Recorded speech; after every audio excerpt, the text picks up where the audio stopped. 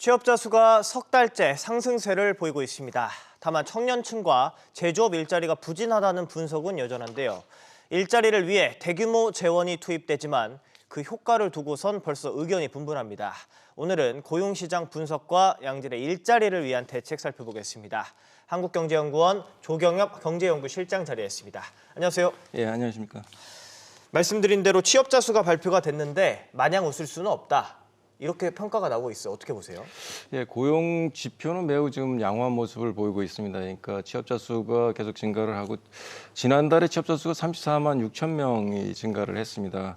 이에 따라서 고용률이 63.3%를 기록하면서 역대 최대치를 기록을 했고 또 36시간 이상 취업자는 늘어나고 미만 취업자는 이제 줄어들고 그러면서 고용의 질도 좀 좋아지는 모습을 보이고 있고 특히 이제 실업률이 2.1%를 기록하면서 역대 최저치를 기록을 했습니다. 그래서 이런 점을 보면 이제 괜찮아 보이는데요.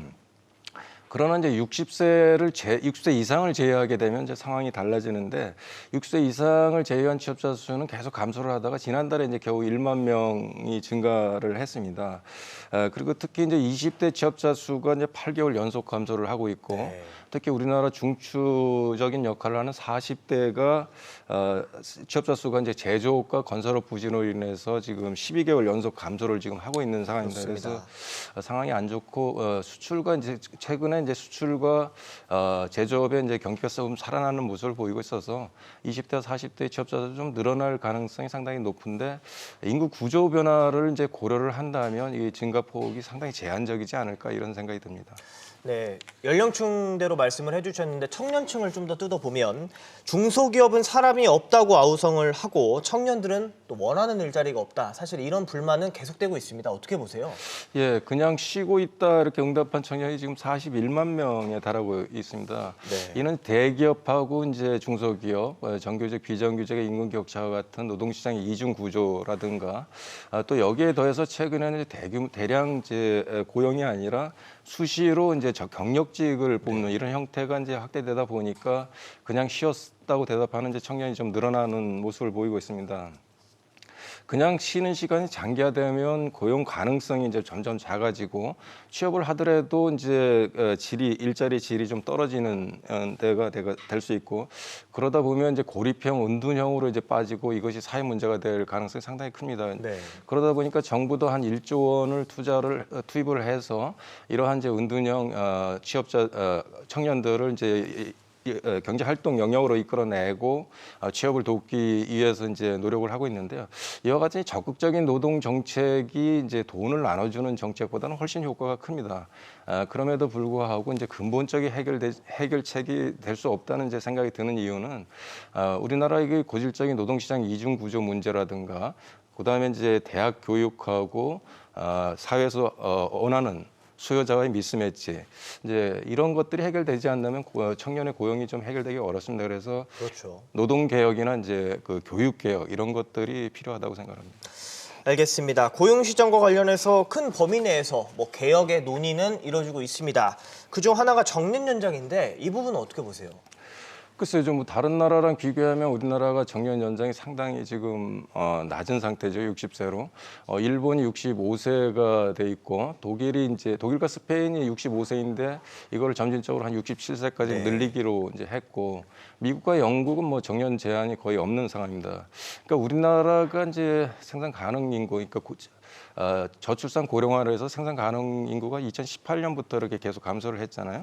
생산 가능 인구가 이렇게 감소하다 보니까 잠재 성장률이 지금 2%가 안 된다는 이제 분석이 좀 나오고 있고 생산 가능 인구가 이제 1% 감소를 하면 GDP는 뭐 약 0.6% 감소한다는 이런 보고서도 나오고 있는 상황입니다. 그래서 이러한 충격을 완화하기 위해서는 이제 노인 계층을 생산 가능 인구 영역으로 이제 편입시킬 필요가 있고 특히 이 국민연금 수령 시기하고 그다음에 이제 정년과의 공백 기간도 메울 필요가 있고 그래서 지금 현재 경사노위에서 앞으로 이제 본격적으로 지금 정년 연장에 대해서 논의할 거로 지금 보고 있습니다. 지금 정년 연장의 문제에 있어서는 기업의 또 책임, 기업의 여력도 고용 여력도 중요하지 않습니까? 예, 맞습니다. 우리나라가 이게 정년 연장이 잘 안 되는 이유가 임금 체계가 지금 호봉제로 돼 있고 또 해고가 좀 상당히 어렵다는 데 있습니다. 그러니까 대기업에 정규직으로 취직을 하게 되면 시간이 지나면 자동적으로 이제 임금이 올라가고 그리고 해고는 이제 불가능에 가깝다 보니까 기업 입장에서 보면 상당히 정년 연장 상당한 비용으로 지금 나타나고 있는데요. 네. 지금 저희 연구원 보고서에 따르면 60세에서 이제 65세로 연장을 할 경우에 추가적으로 드는 비용이 한 16조 원에 달하는 걸로 추정을 하고 있어요. 그러니까 이거를 이제 청년 일자리에 쓴다면 한 50만 개 일자리를 청년을 창출할 수 있는데요.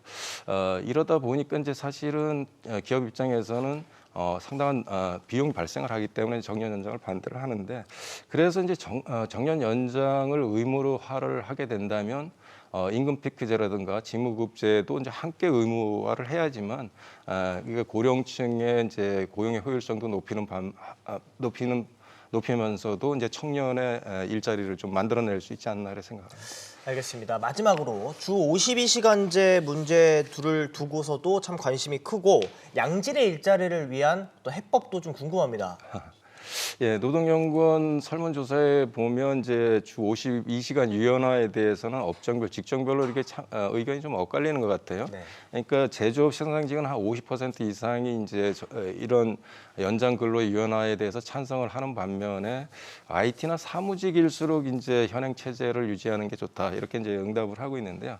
그러니까 제조업 생산직의 경우 확실한 이제 보상과 휴가권이 보장이 된다면 생산 물량을 이제 맞추기 위해서 연장 근로를 하는데 이제 찬성을 하고 있는 반면에 사무직 같은 경우에는 이게 회사가 이제 악용할 여지가 크고 연장 근로를 하더라도 이제 휴가권이 보장이 안 될 가능성도 높다 이래서 이제 반대를 하고 있는 것 같습니다. 그래서 주 50시간 도입한 취지를 보게 되면 일자리를 나눠서 이제 고용을 더 창출을 하고 생산성 높이자 이런 취지로 이제 도입이 됐는데 지금까지 시행된 결과를 가지고 이제 분석을 해보면 고용은 늘어나지 않으면서 기업들의 이제 경영 악화에만 이제 영향을 미쳤다 이런 이제 분석이 좀 나오고 있습니다. 그래서 업종과 직종에 따라서 이제 이런 연장 근로 관리 단위 선택권을 이제 부여를 하는 대신에 연장 근무에 대해서 이제 그 보상 그리고